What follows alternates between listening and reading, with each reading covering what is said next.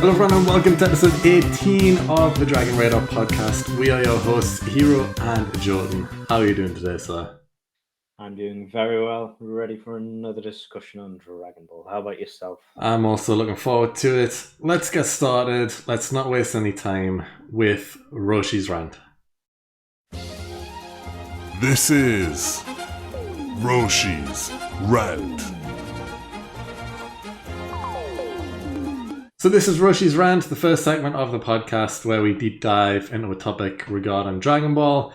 And this week we're talking about Gogeta and whether or not he went too hard on Broly. So yeah, let's discuss. So what do you think? Yes. Basically, I think because the Broly film is kind of a mixed bag when you think about it. It's not straightforward. We haven't just got a bad guy in Broly, really, have we? No, I wouldn't really class him as a bad guy. No. So I think it's hard to just look at him to think, right, we want Gogeta to just kill him. Yeah. I mean, when we look at him, you feel so sorry for him come the end. Mm-hmm.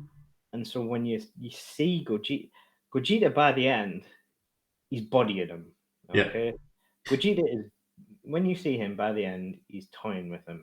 If you take out all variables and nothing else, Gogeta is outright Blue God. Gogeta is just stronger than Broly. Mm-hmm. Yeah, there is no discussion. Yeah, I think it can be. And by the end, he's just having fun with him. And I think in terms of power, you can't really dispute that. Mm. And I think the real discussion is, did he need to do that? Did he need to be as powerful as he needed? Did he have to do the Kamehameha at the end? I don't think so. Question you have to have. Yeah. Because I think you have to think. The main discussion point is Vegeta didn't immediately kill Frieza during the Resurrection F saga, and look what happened. Yeah. Frieza blew up the planet. Yeah. Yeah.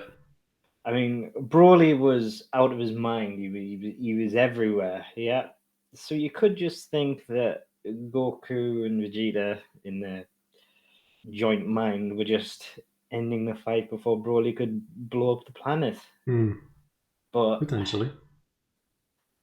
But to me, they were just having fun when you kind of look at them. Yeah, because when you see them, when you watch it back, once they turn into Gogeta, Broly doesn't land a single punch or hit at all on them. He tries some Ki blasts, but they just don't even react to them. But apart from that, he doesn't land a punch, he doesn't land a kick.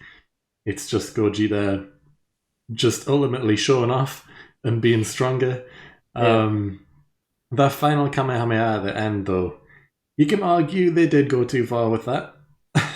Because if that did connect, there's a strong chance Broly would have died, and that would have been it. Because there's so much power. He was dead. I don't think there was a strong chance. I think he was done. He was dead. Yeah. No way he was surviving. That blast wouldn't have just knocked him out or severely injured him. He would have died. Let's face it, he would have. And they didn't need to do that. And if anything, they got kind of lucky that he got transported away at the very final split second. Yeah. Imagine if it was a second later, he would have died, and then his body would have been transported to a planet, but he would have been dead. Come on. Yeah, they did. They got lucky with it not killing them, and they did go too far. Yeah, I think the thing is, I think the main thing that stands out to me is I personally think it was the Vegeta callousness of Gogeta. How I see how Gogeta works is that they just combine the two, and I mean we discussed this in the action video. As I just think that it's how Gogeta works is just basically it's Goku's love for the fight and Vegeta's callousness is what led to Gogeta doing what he did, and it was just Vegeta battering him and just not caring about what happened to Broly, Yeah. and Goku's love for the fight just willing to let that happen. Mm. And Broly was obviously by that point he was out of his mind, and yes, he was just constantly powering up.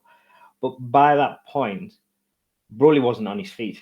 He was like a boxer. He was on his feet, but he was stumbling. yeah, basically. I mean, he was done. Yeah. Like, we saw his face as that final Kamehameha came at him. He was like a scared child. Yeah. I mean, he was done. He was gone. Yeah. There was no way he was fighting after that. I know that shortly before that he was getting blasted and everything like that. And yeah, he was screaming. He was trying to power up more, but it was punches and everything that were taking him out towards the end. It was just there was nothing left. And I just think that the argument that they were trying to end it quickly before Broly could destroy the planet, or they wanted to end it before Gogeta separated again, he was done by then. Broly was finished. It was over. Yeah. Literally a second after he teleported back, he was back to normal again. Him. Yeah, you see him. And Gogeta had no idea that he was going to get teleported. No. So there was no way you could say that, oh, he knew, because why would he do the blast in the first place if he knew he was going to get teleported out? Like that blast is almost like a wake-up call to Broly. You see his face, like you mentioned, and like you've also just said, once he arrives back on the planet, like he is normal instantly, because that was his wake-up, that beam coming towards him, and him probably thinking, this is it, I'm about to die.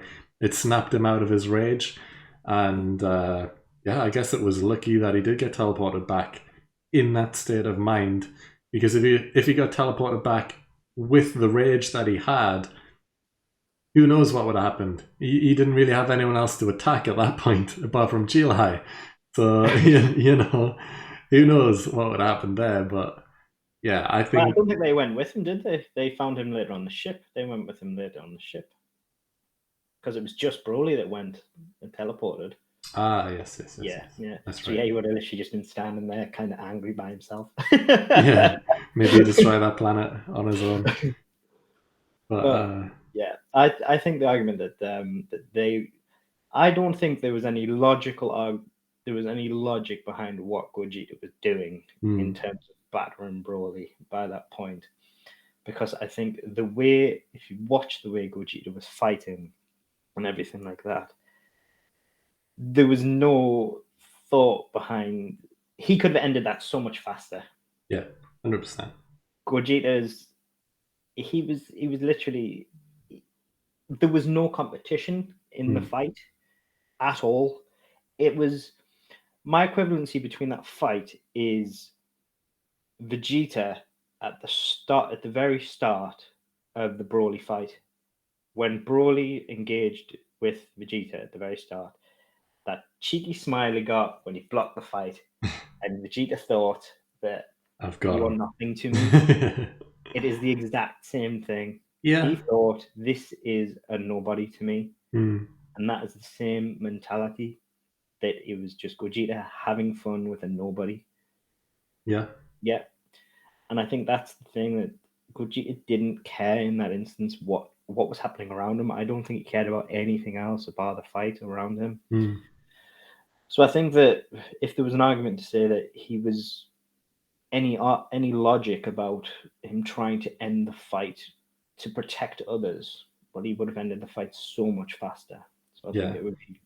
I mean, that's a crazy thought. We've also seen him in the Janemba fight as well, where he appears, he hits Janemba a handful of times, goes straight for that rainbow ball of doom, and that's the end of the fight.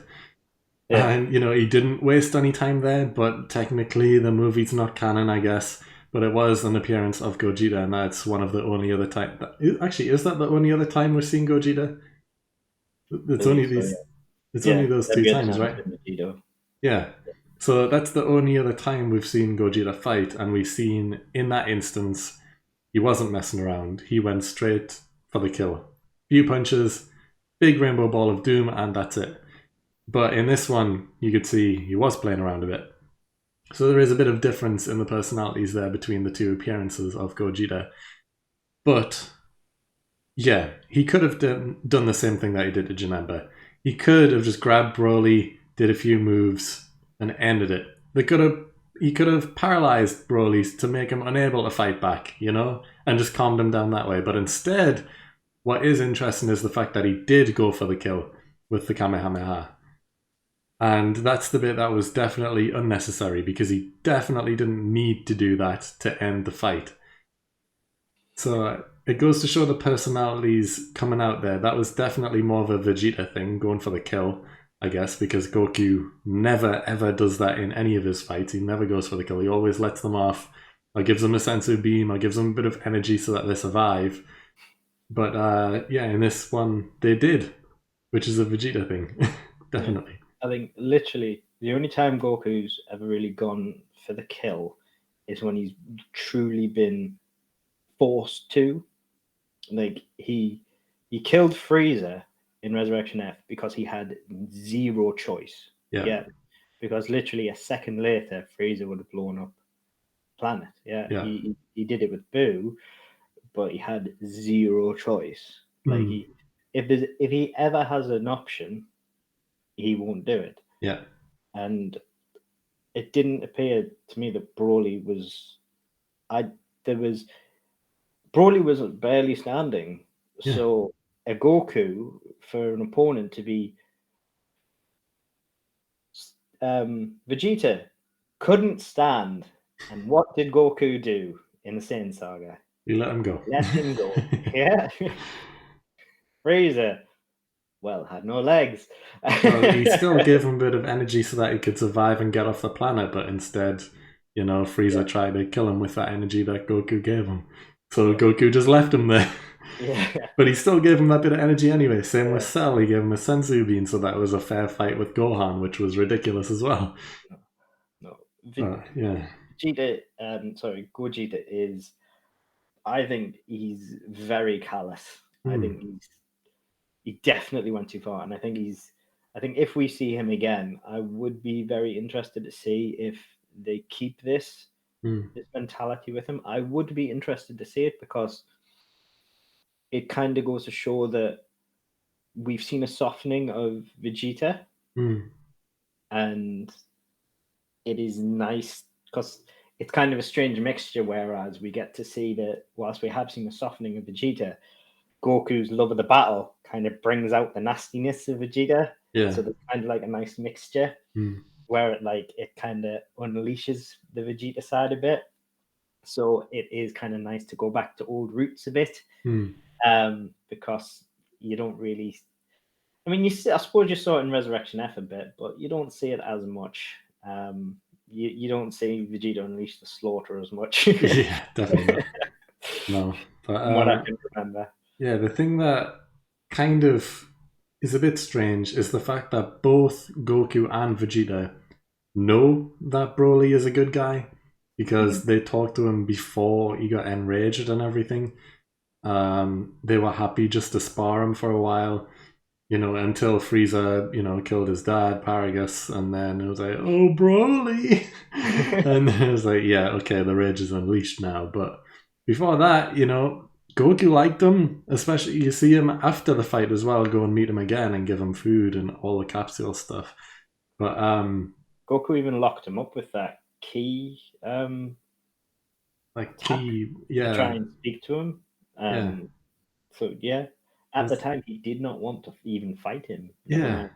So it really, I know that Gogeta is a mixture of both personalities and stuff, but they didn't need to do that Kamehameha. No. They didn't know that Broly was going to be teleported, so it would have killed him. But they could have just paralyzed him. They could have knocked him out, did whatever to calm him down. And they didn't. They overpowered him, tried to kill him. And then they were just happy after the Kamehameha. You see the smile on their face. And the flick of the wrist, yeah. Yeah. They don't know for sure that Broly's just been teleported last second. Yeah. They just think, he's not there now. It worked. He's done. Problem solved. And they're happy, which is quite scary if you think about it. The two main characters of the show being purely evil to take out a character who isn't fully evil, you just raged for a while, is a huge shift in dynamic that we're not used to. Because, I mean, there was another discussion of people saying that he was confused. Gogeta was confused that Soul Punisher didn't kill Broly because he wasn't evil. So that confused Gogeta. Now I don't know how that relates into canon because that's been a whole discussion online. But if that is the case, then that means that Gogeta does in fact know outright that Broly is not evil. So if he's still happy that he's dead, he knows that he has not killed someone who is evil. Yeah. And he's still just okay. So I don't believe that he knows he didn't kill him just because he disappeared, because I don't think he'd be able to see that he disappeared through that blast. Even if they can still sense ki and they know that his ki disappeared, that could have also been because of death. His ki would have disappeared because of death. So would they really be able to tell the split second before that beam hit that he disappeared because of him disappearing, not because of the beam hitting him? Would they really realize that? Found out afterwards through being told by Chile or Whis or someone like that. That would make more sense to me. If Gogeta knew fine well that attack was killing Broly, so it would have been after the fact. It would have made sense that that's how Goku found out. Yeah, but he just went, "Oh, okay, cool, right, I'll go chat with them." Even if they did realize, just because of the way that Saiyans fight and stuff, they're so quick that people can't keep up with their movements. So maybe there's a chance that they did sense the ki disappearing in that split second before the beam hit. But either way, they were prepared for it to hit. Yeah. And that's the issue in hand, I guess. They were prepared for the beam to hit. They had every intention, otherwise they wouldn't have done the attack in the first place. Yeah. Yeah. They knew fine well that Broly was defeated to the point where he wasn't going to attempt to avoid it. Yeah. So, I don't know. I guess the topic at hand that we're speaking about is, did they go too far? And I think the answer is yes. I think that's undeniable that they did go too far because they attempted to kill him. They weren't just trying to calm him down at that point. They did attempt to kill him. Yeah, I think they disabled him enough that he wasn't a threat to the planet. I think they full on bodied him. Yeah, and he was clear. And to be honest, yes, the area had damage, but he wasn't intentionally trying to outright, he wasn't trying to do a freezer. No, he wasn't trying to blast the planet outright in one maneuver. Yes, there was damage to the environment. However, there was always damage to the generalized environment. Yeah, that is just standard. But there wasn't an outright blast. He wasn't trying to do that. He was trying to fight, and he was causing general area, and he was trying to hurt the person he was fighting. And I think that he'd been disabled and he was no longer able to do that. Yeah. And he'd been disabled, and I think he was about to pass out, and when he was done. Yeah. And I just think Gogeta he didn't want to stop. He just wanted to keep going and going and going. And I think that, yeah, I think personally, Gogeta was he did go too far. He enjoyed it too much. And I think based on what we know of Broly, Gogeta maybe didn't know that, but I would argue that he did because both Vegeta and Goku did interact with him. Yeah. But especially what we know of Broly, I think that, yeah, I would say Gogeta did go too far. Yeah, and I fully agree with that, and I think we've probably talked enough about this now. So, yeah, we both agree. Gogeta did go too far with Broly. They are attempted murderers. But, poor boy. Yeah. When they split out, no longer potential murderers anymore, since they're singular. Who knows? But anyway, that's enough for this segment, so let's move on now to the Hall of Fame. And now it is time for the Hall of Fame. And now it's time for the Hall of Fame, where myself and Heeroh battle it out to see who is most worthy for this week's Hall of Fame. Last week it was who had the best filler character, where myself chose Garlic Jr. and Heeroh chose Raleigh. Have you got the results? I do have the results, and the winner with 74% of the vote is Raleigh. So she enters the Hall of Fame this week. Well done, Raleigh. And I think, maybe I'm not 100% sure, but I think she's the first female to enter the Hall of Fame. Representing. Yeah, so well done. And that almost feels bad. I feel like we should do a topic more focused on the females just to get more involved. But yeah, she enters the Hall of Fame, so well done. And well done to me for getting another win. I think is that 5 in a row now? I think. Oh. I'm getting body worse than Broly here. You are. You need to pull it back, and maybe you can with this week's topic. So what is it? So this week's topic is the best moment in the Tournament of Power. And, of course, as the winner, you get to go first. We need to change this round. That's the advantage of winning, right? You get to go first. Mercy. Yeah. So I was thinking about this because there's a lot of good moments in the Tournament of Power, of course. And there's a lot that could potentially be number one. And I was thinking about it. And the one I've picked is potentially not even everyone's favourite. And it might not even be my favourite, if I'm honest. But it's the moment that I think when people think about Tournament of Power, it's probably high on the list of first things that come to mind. So, my pick for the best moment is the arrival of Ultra Instinct. Thought it might be. Yeah. So that's my choice, and I've picked it because it is a brand new form, new to Dragon Ball Super, well, new to Dragon Ball in general. It was a form that wasn't even really hinted about before it happened, to be honest. There was no real working towards it. There was no hint of Goku's going to turn Ultra Instinct at some point. It was just, it happens, and then Whis like, oh my god, he's done it. He's now Ultra Instinct. I was like, Ultra Instinct. Okay, that's what this is. But yeah, that moment in the show was huge, and at the time it broke Twitter. Everyone was talking about it. Everyone was like, oh my god, there's a new form. It's huge. It's during the Tournament of Power. He's just going to go on a rampage and destroy everyone now, which didn't ultimately happen. But the form itself at the time was a big deal. And it happened. You know, Goku was down and some assumed that he was out. I mean, he obviously wasn't out. It's Goku after all. He is the main character. Okay. But he was down in the rubble, out of action. And then you see this beam of white just fill up the screen. And, you know, he just rises from the ashes like some unhuman being.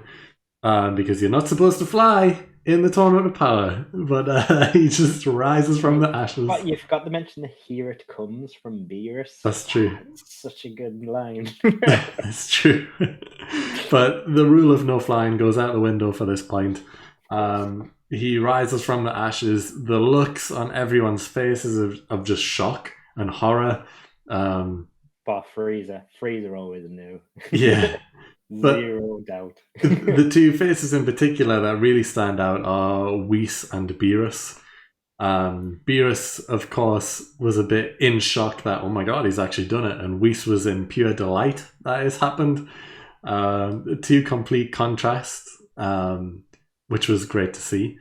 And yeah, it was just an amazing moment, you know. And then I guess the very short term after that point as well, seeing him basically dance around Jiren and you know, everyone else at the time, Toppo and who else did he dance around?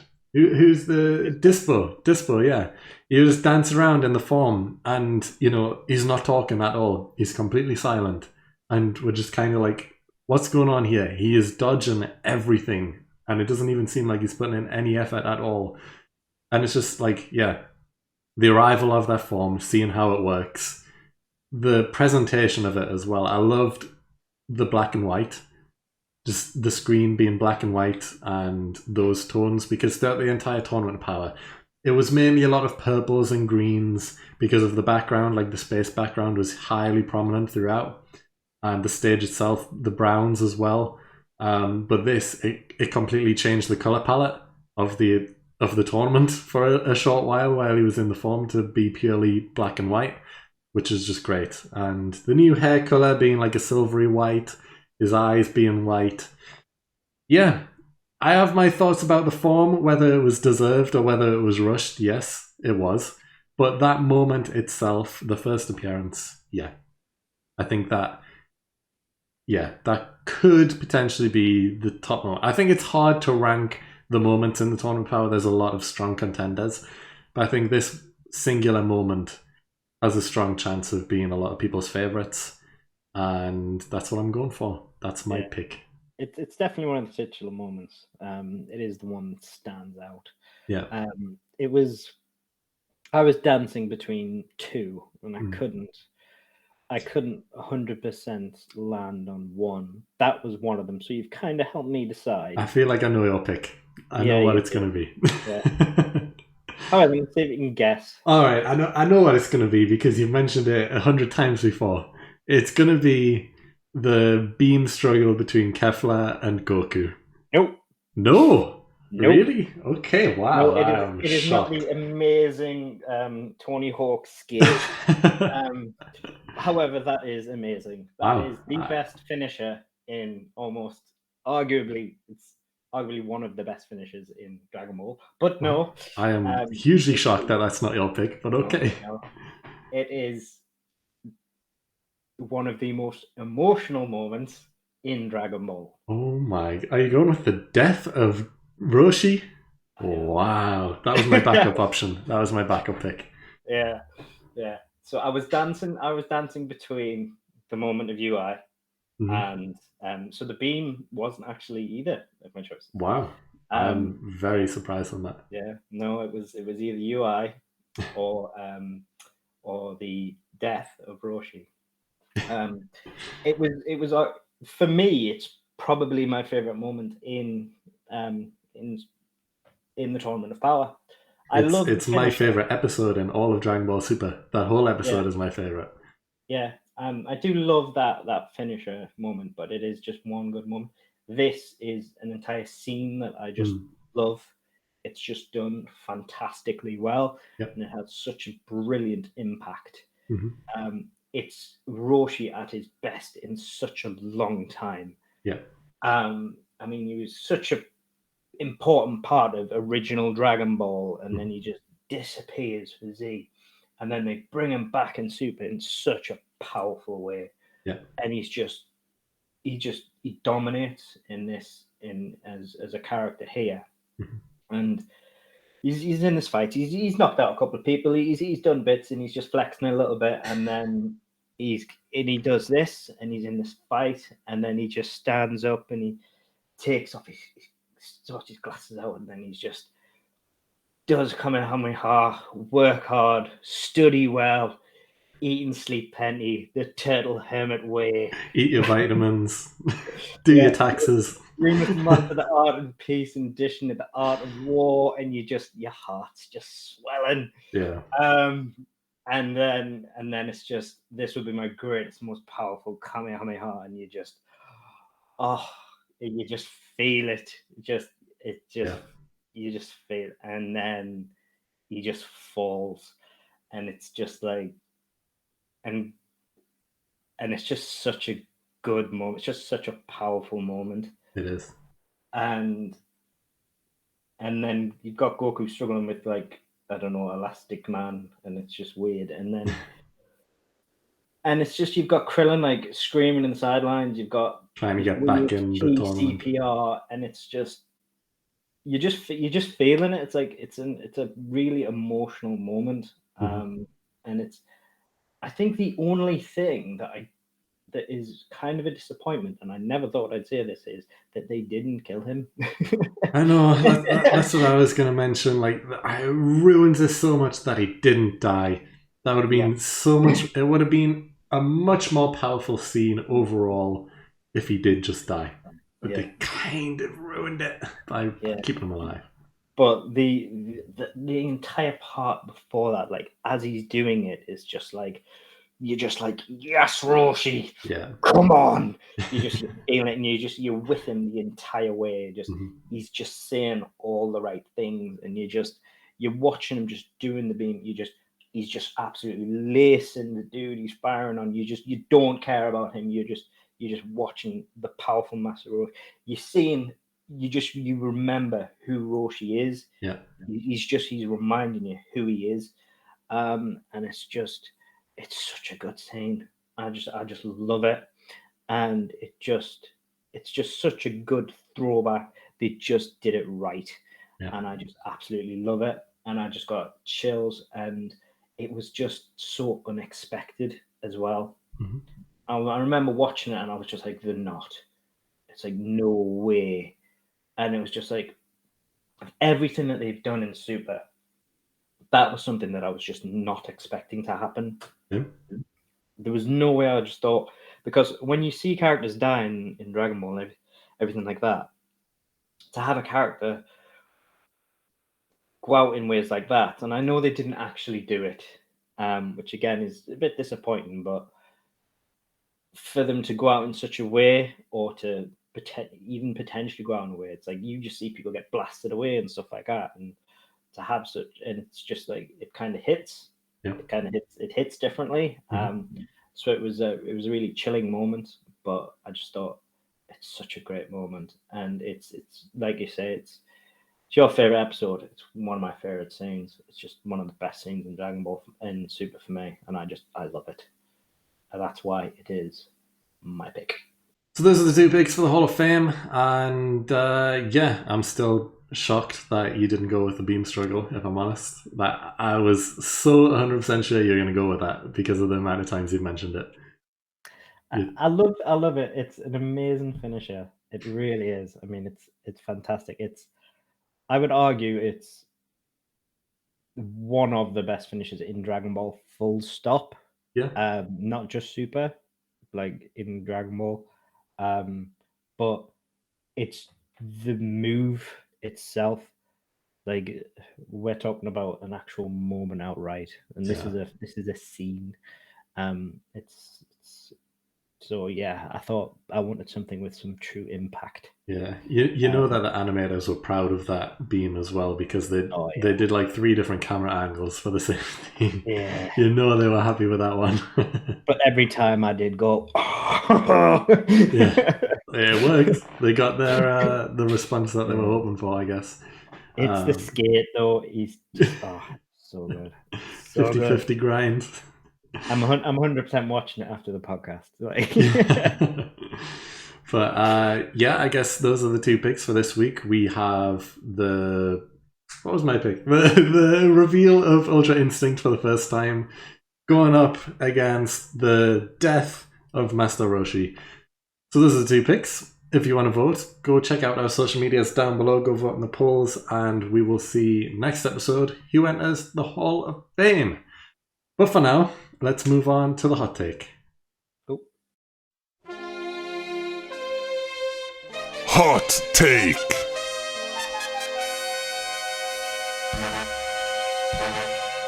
So this is the hot take, the final segment of the podcast where I usually deep dive online and find a topic that someone's wrote about online which is seemed as controversial. But this week, I haven't done that. You, Ajoten, have done that. You have found a topic that we're going to discuss. So I'm in the dark this time, so I guess let's hear it. What are we talking about here? What's the hot take? I'm gonna upset you because I'm gonna just ruin your entire view of Super. This person hates your view of Super entirely. Wow, going in hard. Okay. This person says, Super had too many arcs and ideas which clogged it. It needed to be a more focused journey on exploring the higher gods, along with Goku and Vegeta's journey to godhood. It's not terrible. Okay. Several arcs in Super have no long-term consequences or relevance. Removing the Resurrection F arc and Future Trunks arc would change absolutely nothing. Super would truly profit from merely 3 primary arcs: Battle of Gods, God of Destruction Champa arc, and then go straight into Universe Tournament arc.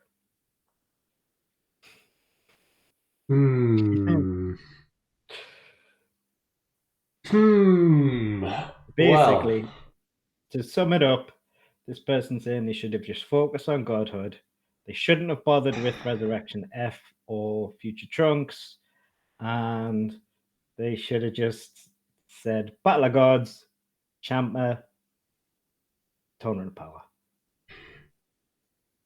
I mean, I understand where he's coming from, saying there's no long-term effects of what happened, which is kind of true, especially for the Goku Black Arc. I'll agree.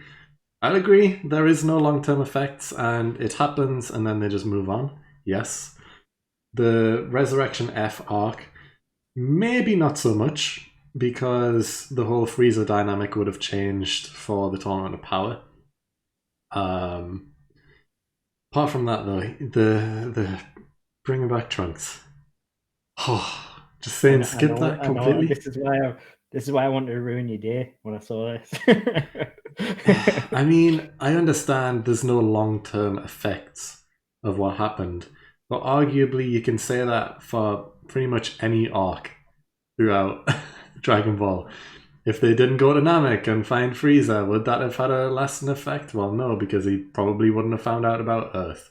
About the Cell Saga, is there any lasting effects of the Cell Saga? Well, no, I guess not. Same with Buu, apart from Majin Buu's around. But yeah, you can't just say remove them because they're not necessary. That's the whole point in the show. Like, we found out more about Godhood, well, the Kais more specifically, throughout the Goku Black Arc, and how powerful they can truly be. Because, you know, as far as Kais went up until that point, they seemed pretty useless for the most part. They didn't seem strong characters at all. King Kai teaches Goku the Spirit Bomb, but apart from that, he's done nothing of note. None of the Kais have done anything of note ever, apart from that. So, yeah. And it did kind of teach us a bit more about the power of Beerus as well, and how strong he can be when he just wipes out Zamasu with ease with the Hakai. Such a good scene. That's such a good scene. The whole arc is my favourite arc of Super. Like, more than the Tournament of Power, more than Resurrection F and the battle between Beerus and Goku and everything. Like, that arc, the future arc, is the best arc of Super in my opinion. And you can't just say, well, there's no lasting effects. Technically, no. Apart from there's no Zamasu, which he would have still been around if they didn't do this arc, because no one would have killed him. But apart from there not being any Zamasu, yeah, you're right, there's no lasting effects. You also can't really say, oh, well, the lasting effects is that he would have destroyed the Earth. Well, it's like, yeah, any bad guy, the lasting effects of not dealing with this bad guy is they would have destroyed the Earth. It's like, yeah, that's the lasting effect of not dealing with the bad guy. They would have destroyed the Earth. It's like that's the lasting effect. So it's like that's kind of a redundant point. Exactly. It's like you stop the bad guy and that's it. It's like that's what Dragon Ball is. Is he just saying because like there's no deaths? Like there's no main deaths? I guess you can argue that, okay, yeah, cool, maybe there would have been some lasting effects if someone died.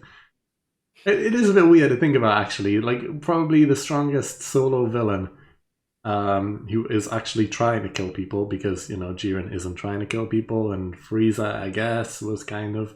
But the single strongest villain in Goku Black doesn't successfully kill anyone and keep them dead. From the main cast of characters, at least, anyway. Yes, a lot of civilians die in Trunks' future, like, universe, I guess. But in present day, and the main cast of characters, no one dies. Yeah, basically, it's all alternate people again. Yeah. Um, Hmm. but I think it is. You can't really use long-term consequences uh, as a discussion point because Yeah. because you've dealt with the enemy, Mhm. and I think yes, it is nice to say you should have looked more into other things, but it's like there's always going to be more to look into, and that's something you can look into in the future. Mhm. Dragon Ball Super is not over. Yeah. Dragon Ball Super is still ongoing. We could say, well, we don't know the anime is going to continue. We don't know what's not going to continue as well. And even if it doesn't, there's still the manga, which is still ongoing as is, so it hasn't finished. It's still going, no matter what. Anyway. Yeah, I personally think it is. Again, I agree with you. I thought the Goku Black arc was absolutely fantastic. Mhm. I don't think the justification to say that it should be get rid of it just because the ending wasn't the best. Mm. I think everything before that, like Goku Black is a fantastic villain. He's just absolutely brilliant. Everything before that was so good. It's just because of a poor ending does not mean you should negate everything before that. The entertainment level prior to that is amazing, and I wouldn't trade that. I genuinely got a lot of entertainment out of that, and I wouldn't want to trade that just for a bit more exposition, which is basically what this person's saying. Yeah. They're wanting to trade off exposition for an entire entertainment arc, and I don't want that personally. No, I think it might have got a bit too boring too quickly. We need these villains to test the limits of the forms. That's the whole point. Like, we can only watch so much of Goku and Vegeta training with Whis and getting told stuff by Beerus about the gods. Like, they're not going to all chill. All the destroyers aren't going to chill with each other all the time because all they do is fight when they're together, and they're not allowed to fight. Yeah, exactly. And they're not going to hang about with Zeno and everyone like that because they're terrified of Zeno. The Grand Minister, he's not interested in them at all. The only thing he's interested in is Zeno. So there's no reason for them all to be together. So other than them literally just sitting and chilling with Beerus and them actually just outright explaining, there is no way for them to just explore that more, really. So I would much rather have this engagement. Like, some of the fights in that arc are fantastic. Like, so I would not trade that off. No, I disagree. I very much enjoyed that arc. I wouldn't want to drop that out at all. Yeah. Strongly disagree. I mean, you can put the argument for Resurrection F maybe not being the best, but getting rid of Future Trunks arc, no. Yeah. I mean, because Future F, Resurrection F wasn't that long, so maybe like a few episodes. But I think, again, you're talking about the dynamic with Frieza that did have to happen. And you do see a lot of character growth throughout Resurrection F anyway. You see Gohan trying to fight again for the first time in a long time. You see Roshi fighting again for the first time in a long time. You see the revival of Frieza, which changes his dynamic slightly in the Tournament of Power as well, because they have to go meet him again to bring him back, which wouldn't have happened. Maybe they would have forgot about Frieza completely if he didn't come back, because it's been so long. Why would they think about Frieza? Just because they now know he can go golden and he has this new powerful form, and that's why they brought him back for the Tournament of Power? Like, if he didn't come back during the Resurrection F, the last memories of Frieza would have been him being sliced up by Trunks. And would they have really thought he's a viable person to bring back for the Tournament of Power in that point? Probably not. They don't know how strong he is. Well, they do know how strong he is. The last moment was him being killed by Trunks, easily. So why would they have brought him back for the Tournament of Power? They wouldn't have. They needed Resurrection F to show how powerful Frieza is, so then they can bring him back again.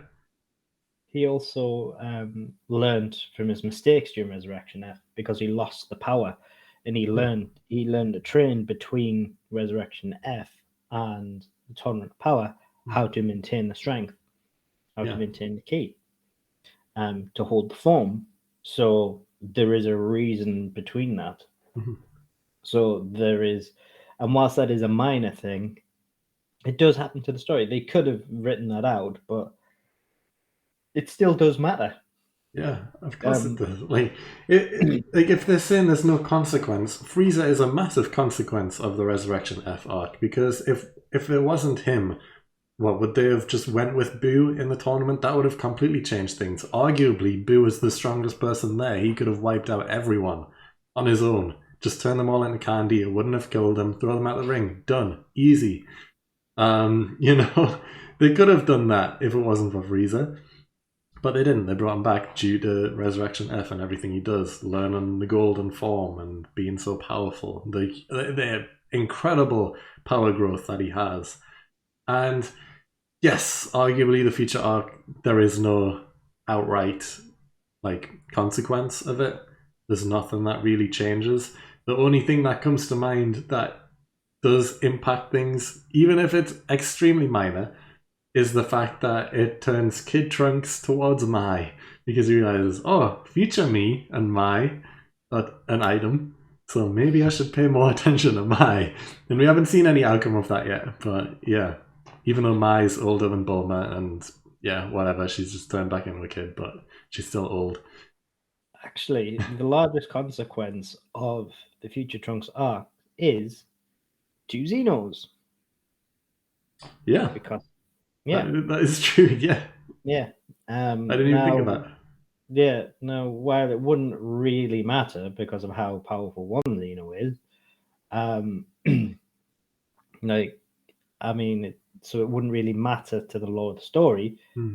It's still a thing. It's quite a massive thing, if you're honest. Yeah.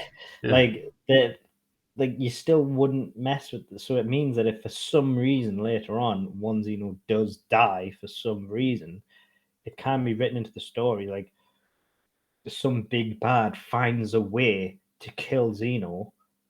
You do have another one.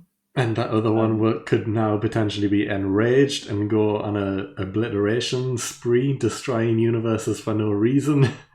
I mean, yeah, he's a child, basically. He has a child's mentality. I don't know if he is actually technically a child, but he definitely has a child's mentality. Yeah.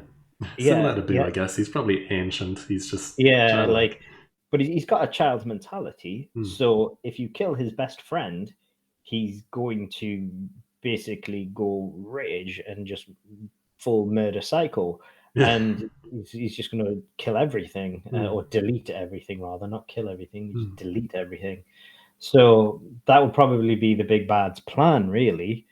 So there is an arguable future consequence. But yeah, 2 Xenos is a big consequence. Huge, and there is a very big consequence that we're not talking about, and it is the fact that I somewhat like this future Trunks. There is now a Trunks that I like. I mean, I like every version of Future Trunks, but this one especially is also great. There's so many good moments throughout this arc. So many emotional moments, so many good fights. The villain, Goku Black and Zamasu, are incredible, the best villains throughout Super. And they've cemented themselves on level with the Dragon Ball Z villains, which everyone talks about. Everyone thinks, I think it's worldwide, Frieza is the best villain of all time in anime history, potentially. But, Cell is up there. Boo, not so much, but everyone knows Boo. It's arguable that they made a better villain than Boo in Goku Black and Zamasu, which is a tough thing to say because, for Dragon Ball fans especially, Z is the most respected show, and those are the 3 main villains, Frieza, Cell, and Boo. And to have made a villain that rivals one of them, at least in Boo, that's a massive task that they've managed to do, and it's worked extremely well. because everyone loves Goku Black and Zamasu. They're a good pair, and it's the fact that it isn't just one of them, it's two of them together for a change. For the first time, they did something different. It's not just one villain who transforms a lot of times, like Cell and Boo. It's two villains. And yeah, they did something different, and it worked extremely well. So well. And I would argue I would argue it's potentially the best reveal of a villain in Dragon Ball. Yeah. Like outright. Yeah, 100%. I would say it's I mean, maybe on par with the Cell reveal. I mean, the first form Cell reveal was fantastic, but definitely competes with it. I mean, it's fantastic that you would never have expected, had you not read the mangas, to see that. Yeah, I would agree that it probably is the best reveal, because you already have these preconceived notions of Goku. And when you see Goku, you think of everything that Goku is. You don't think of Goku Black as a separate person. You think of evil Goku. And, you already have all of these ideas of what it's going to be like and everything. You don't think of him as a separate person. So seeing the reveal as Goku, massive, huge. Because you don't think of him, like, when they revealed Cell, you had no idea what he was going to be like. When they revealed Frieza, Boo, everyone, you didn't know his abilities. You didn't know what he can do, how powerful he is. When you see Goku Black, you think, oh, well, Goku is extremely strong. He is the strongest person on the show. He is the main character. This guy is strong. You already know this instantly. You get these notions. So, yeah, I love the reveal of Goku Black. Yeah. And it's just like, what happened to make Goku do this? Yeah. Yeah. Like, why is he doing this?